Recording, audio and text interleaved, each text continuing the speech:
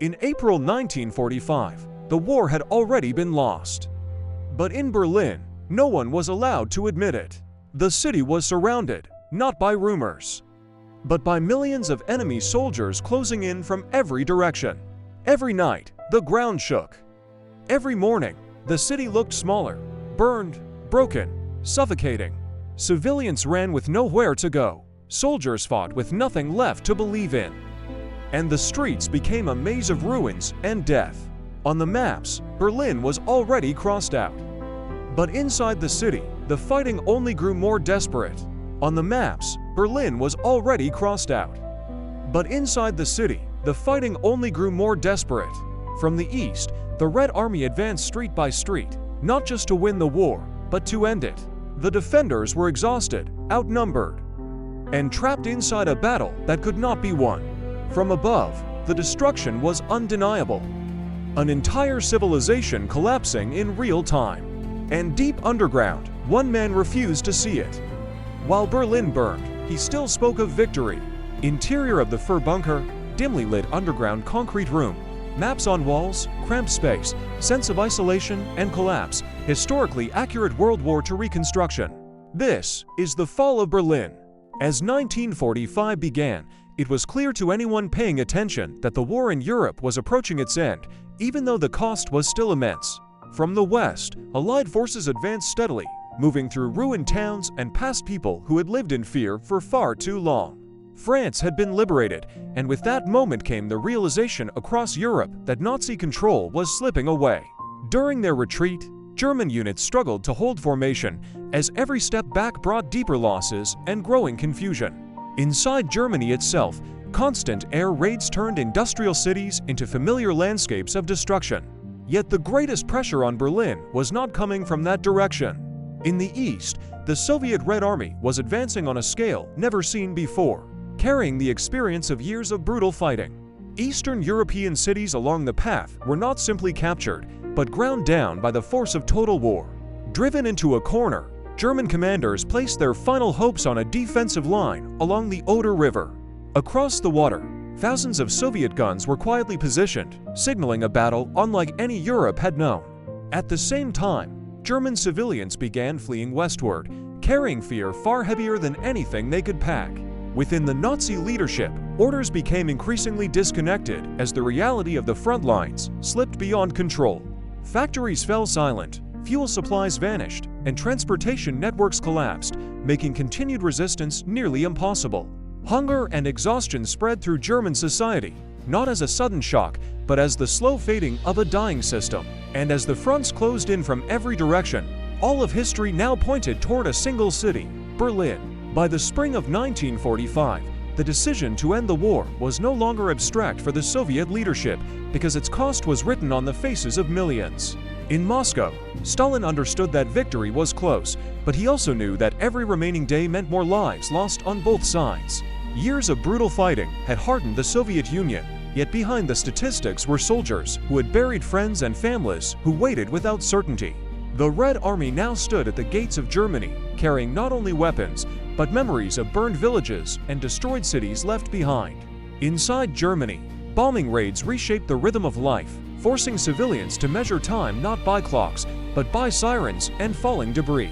Still, many believed the worst was yet to come, because the true weight of the war was moving steadily from the east. Along the Oder River, Soviet soldiers prepared in silence, aware that many would not live to see the end they were fighting for. Some wrote letters, others stared across the water, each man holding his own quiet fears beneath a uniform worn thin by years of war. Behind them stood an empire determined to secure its future, even as the human cost continued to rise. Artillery was positioned, tanks fueled, and supply lines stretched forward, turning preparation itself into an act of endurance. The scale of the coming assault reflected not only military ambition, but the Soviet belief that the war had to be ended decisively. There would be no negotiation in Berlin, only the final confrontation between exhaustion and resolve. As dawn approached, the weight of history pressed down on everyone involved, from generals to the youngest conscript. When the order finally came, it carried a single purpose: to end the war in Europe, no matter the cost. By late April 1945, deep beneath Berlin, the bunker became less a headquarters than a refuge for collapsing certainty. Here, Adolf Hitler moved through narrow rooms, no longer commanding armies, but wrestling with a reality he refused to accept. The maps still lay on the tables, yet their arrows meant little as the city above slowly died. Around him, officers spoke in measured tones, masking fear, confusion, and the knowledge that nothing they reported could change fate. Hitler himself appeared aged and fragile, his confidence eroded by isolation, illness, and the relentless sound of artillery. Eva Braun remained nearby, a quiet presence clinging to normalcy, as if routine could soften the end approaching them. Telephones rang less often, and when they did, the news carried only retreat, loss, and shrinking space. Each report tightened the bunker's walls, turning concrete corridors into symbols of denial and confinement. As shells shook the ground above, silence below grew heavier, filled with unspoken realizations no one dared to name. In private moments, the war reduced itself to something smaller, a man confronting failure behind closed doors. The brief wedding inside the bunker felt less like celebration and more like defiance against an ending already written. Outside, Berlin burned and fell apart, while inside, decisions narrowed until only one path remained. When the bunker finally emptied, it left behind not power or glory, but the quiet collapse of a man. Ruined Berlin streets, collapsed buildings, smoke in the air, scattered debris, empty road. Late April 1945, World War II archival photo style, cold desaturated tones. Soviet soldiers advanced through shattered halls, carrying the weight of months, losses, and hopes that this night might end it. Inside the burning city, every step forward felt earned by blood, fear, and the quiet memory of those left behind. The Reichstag loomed scarred and hollow, less a symbol of power now than a marker of the war's final breath.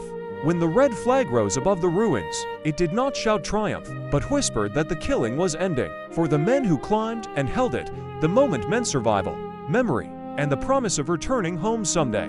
Below, Berlin lay broken and silent, a city emptied of strength, waiting to learn what peace would cost next together. The battle faded into smoke and echoes, leaving soldiers and civilians alike suspended between relief and grief after so much.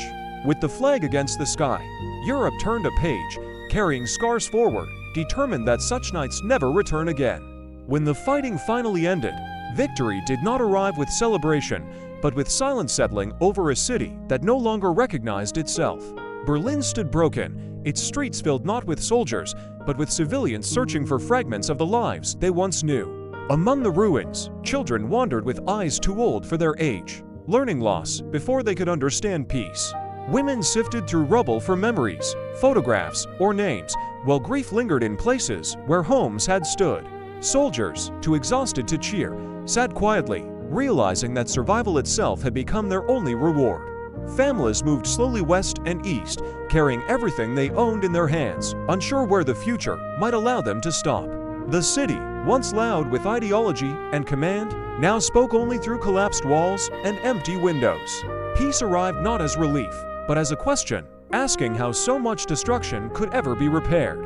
And in that quiet aftermath, the true cost of victory revealed itself, written not in borders or flags, but in human lives.